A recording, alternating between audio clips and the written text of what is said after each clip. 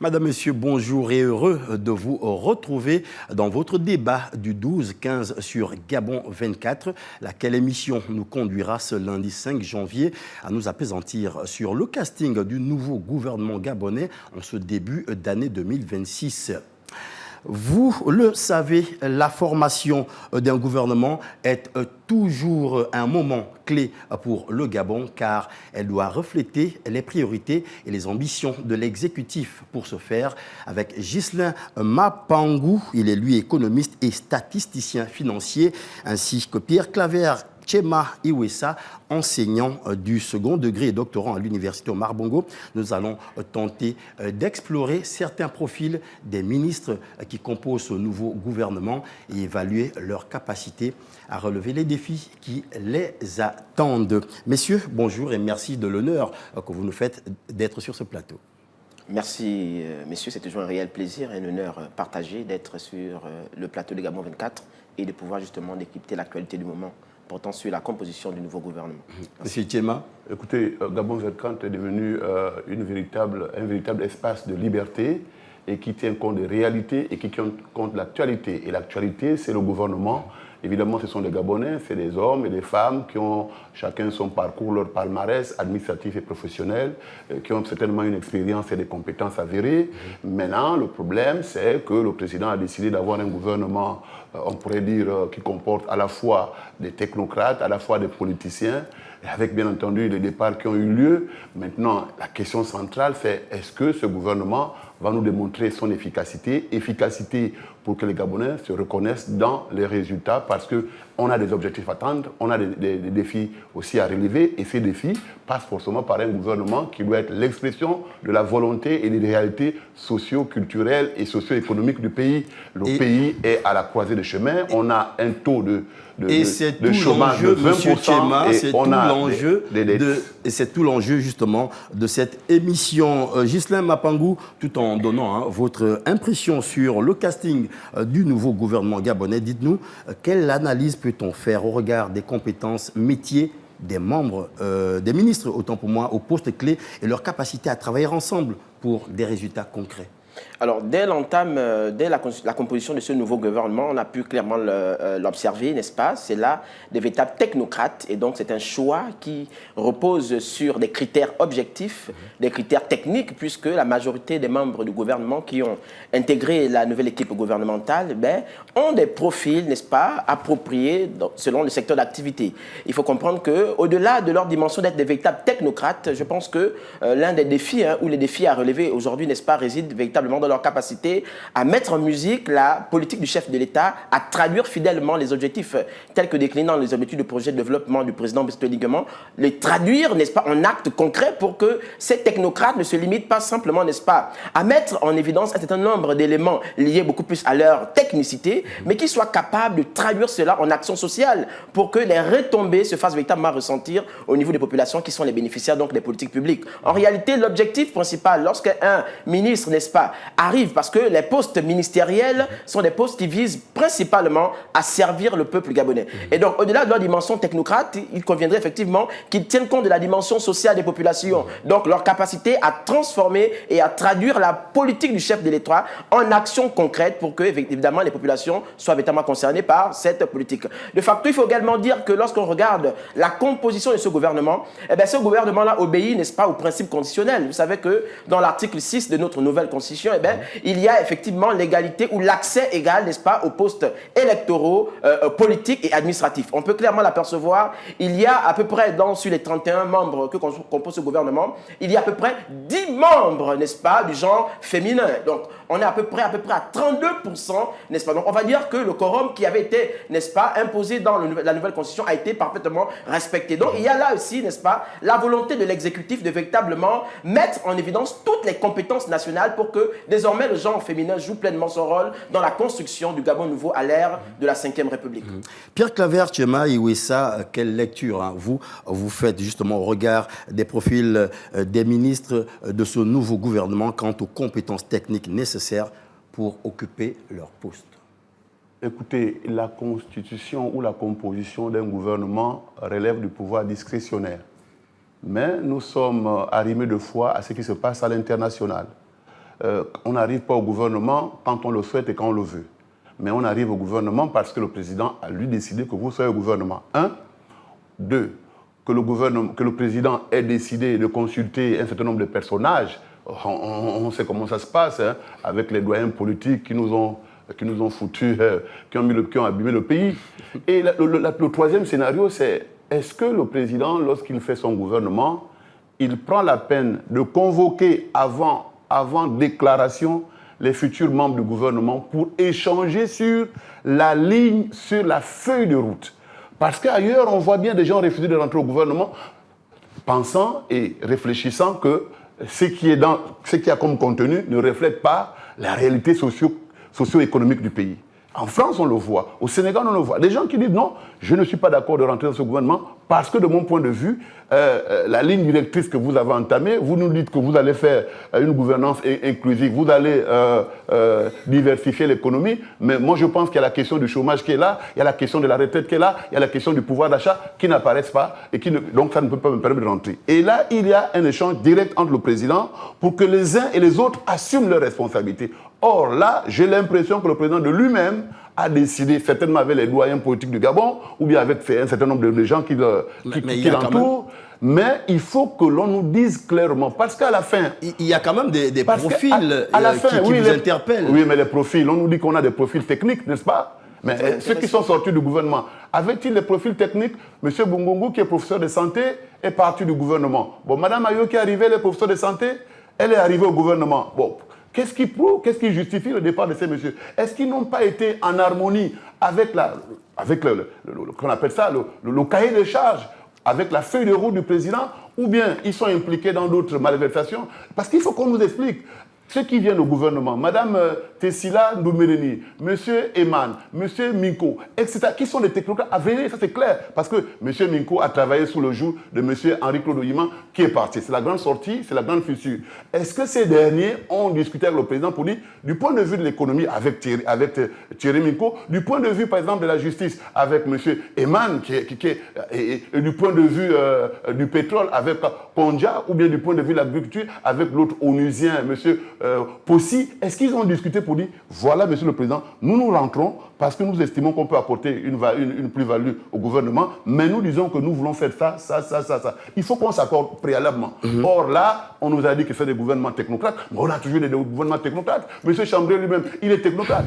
On a vu Monsieur Imongo qui était ministre de l'Intérieur, alors qu'on a eu une élection chaotique et ça a été un véritable fiasco, véritablement monté comme vice-président chargé du gouvernement. Et donc on est un peu dubitatif. C'est vrai qu'il y a des nouveaux visages, mais on retient quelque chose. On nous a parlé de la rupture, mais je vois bien qu'il y a une continuité assumée. Hein? Monsieur Tonsu est là-bas, Madame Okanawa est là-bas, Monsieur Manfoumi Rich est là-bas, alors qu'il y a des grèves à Port-Gentil en ce moment. Il y a aussi qu'il y a des fidèles qui ont été reconduits systématiquement. Justement, vous faites bien de le mentionner, hein, Pierre Claver, Tchema et Ouessa. Ghislain Mapangou, comme il le soulignait d'ailleurs, Pierre Claver, le nouveau gouvernement gabonais marque une nouvelle ère, n'est-ce pas, post-transition, incluant, il a souligné, Alexandre Barraud-Chambrier, qui est passé vice-président de la République, et Herman Imongo, vice-président du gouvernement. Une équipe, disons-le, qui présente tout de même des changements majeurs.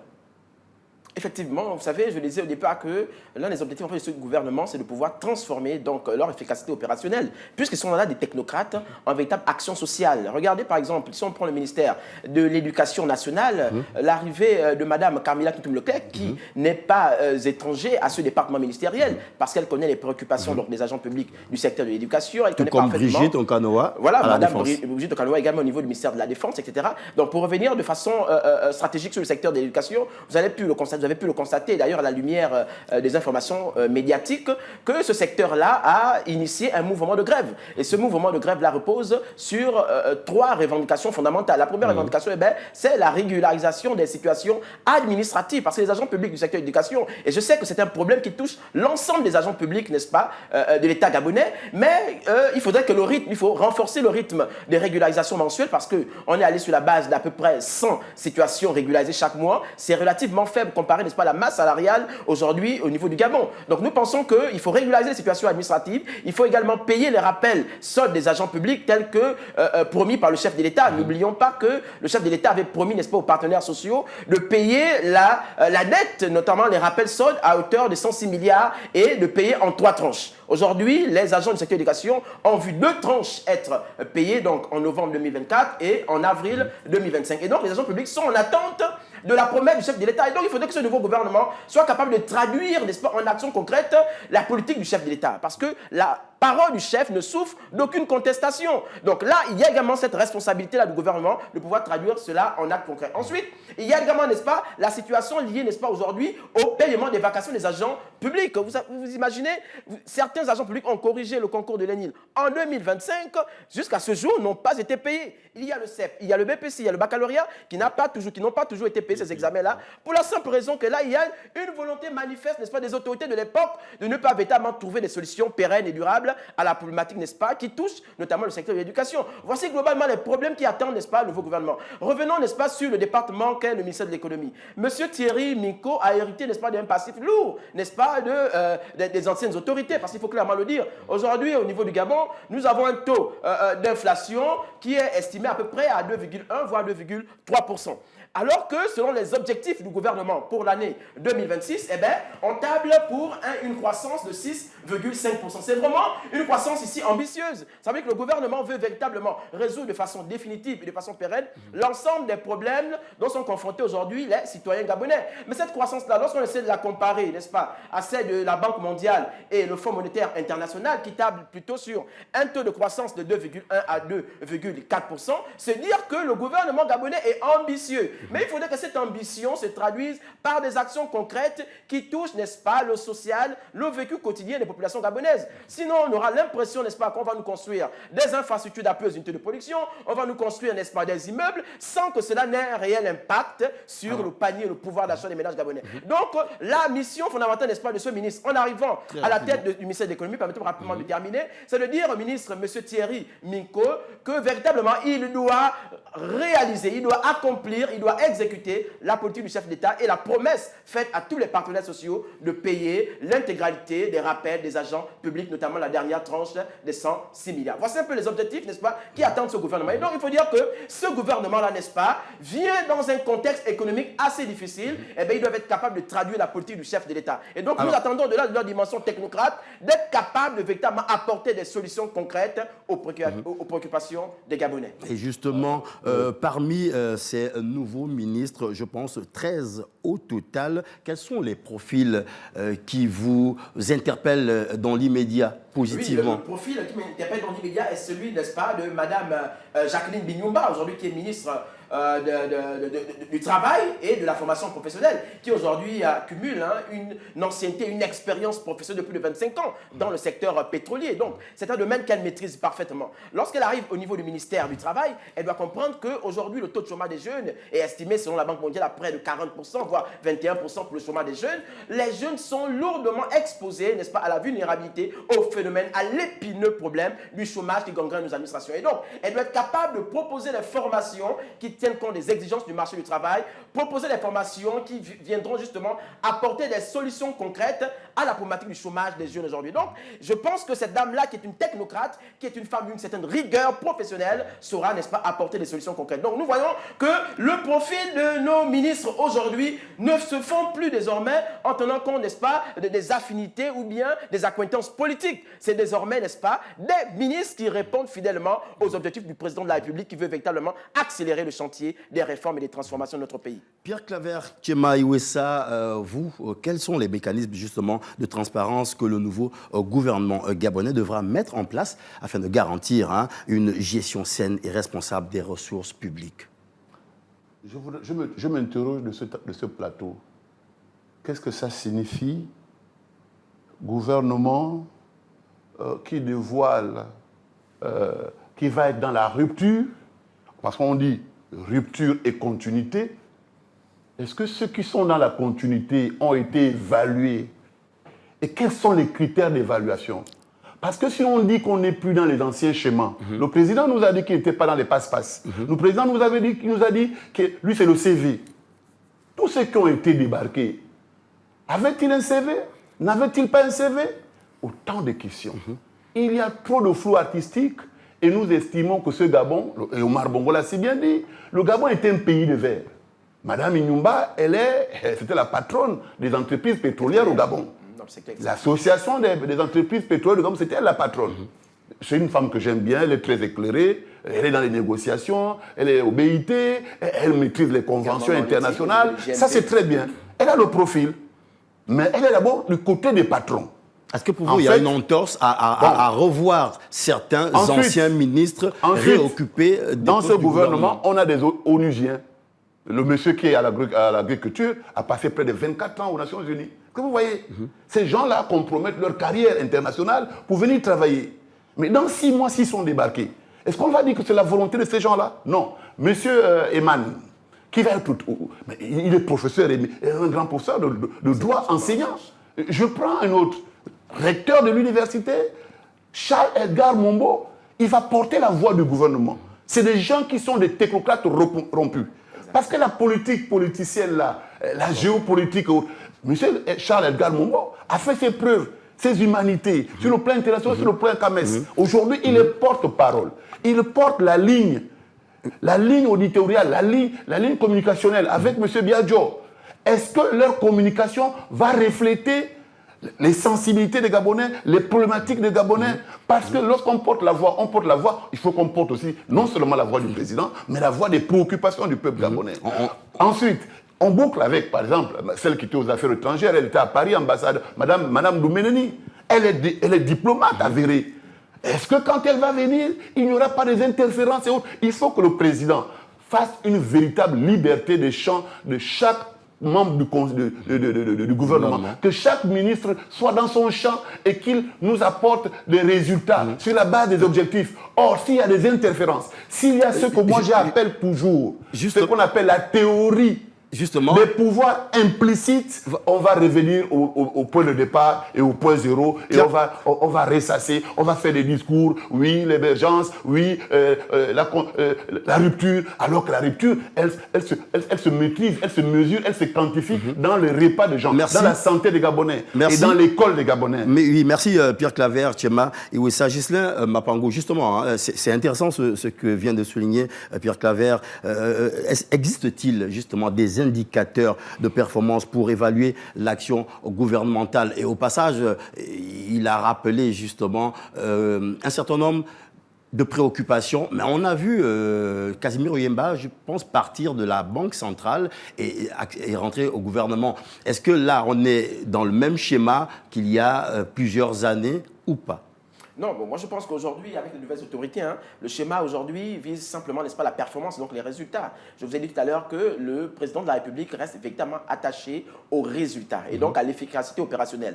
Travailler avec toutes les personnes qui peuvent lui donner... Toutes les personnes qui peuvent effectivement atteindre les objectifs qu'il s'est fixés. Donc transformer effectivement le Gabon et faire du Gabon un pays digne d'envie. Vous savez, restaurer la dignité passe aussi, n'est-ce pas, par la réalisation d'un certain nombre d'objectifs, notamment les objectifs sociaux. Et je ne cesserai de revenir là-dessus. Aujourd'hui, les Gabonais, n'est-ce pas, veulent voir leur quotidien changer, être amélioré. Et donc, si nous pensons que véritablement le quotidien des Gabonais doit être amélioré, eh bien, cela passe nécessairement par la mise en œuvre des politiques publiques, n'est-ce pas, à fort impact social. Et donc, il faudrait que ces politiques publiques-là touchent directement le vécu, le quotidien de ces populations qui attendent, n'est-ce pas, des résultats de la part du gouvernement. Oui, donc, il y a là, n'est-ce pas, une réelle volonté de voir le pays changer. Mais je disais au départ, n'est-ce pas, que parmi les objectifs, donc les défis à relever, eh bien, il y a effectivement celui de lutter contre la vie chère, la cherté de vie dans notre pays. Nous le savons tous. J'ai parlé de l'inflation aujourd'hui qui a atteint quasiment la norme du seuil communautaire qui est fixé à 3%. Aujourd'hui, on a près de 2,3%. Et je disais également, il y a également le défi lié à la diversification de l'économie. Et là, c'est un effort considérable de nouvelles autorités puisqu'on est déjà en train, n'est-ce pas, de transformer, n'est-ce pas, notre bois, notre pétrole, le manganèse, l'uranium,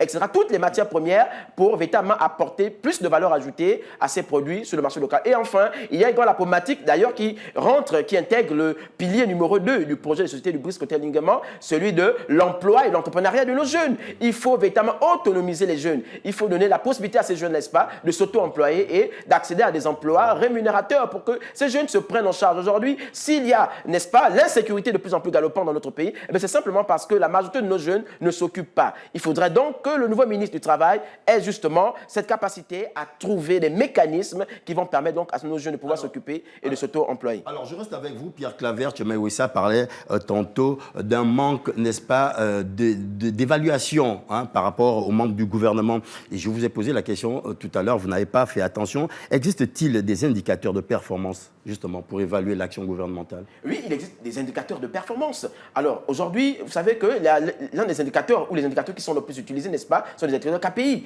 Il faudrait qu'on soit capable d'évaluer la performance des membres du gouvernement. Lorsqu'on donne des moyens financiers, des moyens faramineux à un département ministériel, on doit également lui assigner, n'est-ce pas, des objectifs à atteindre. On dit par exemple que le ministère de l'Habitat aujourd'hui, de l'urbanisme, M. Maïs Mussi, qui est secrétaire général de l'Union démocratique des bâtisseurs, a été ce ministère-là, eh bien, il doit être capable, n'est-ce pas, de construire des logements sociaux dignes de ce nom pour apporter des solutions concrètes à la problématique justement du logement dans notre pays. Donc, si nous allons sur la base, par exemple, de construire 200, 300, voire 400 logements, il faudrait que les objectifs soient clairement fixés et que des moyens financiers soient mis à sa disposition pour que, véritablement, il réalise, il atteigne les objectifs qui lui sont fixés. Et donc, il faudrait que les indicateurs reposent d'abord sur l'organisation et le fonctionnement de nos administrations pour que chacun sache véritablement ce qu'il a à faire, les tâches qui lui sont assignées. Et donc, je pense qu'à travers la feuille de route que le gouvernement, que le chef d'État remettra, n'est-ce pas, l'ensemble des membres du gouvernement, chacun saura exactement quel est l'objectif qu'il doit atteindre pour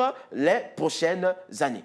Pierre Claver Tchemaïwissa, est-ce que la formation de ce gouvernement marque réellement la fin de la transition et le début d'un cycle institutionnel stabilisé?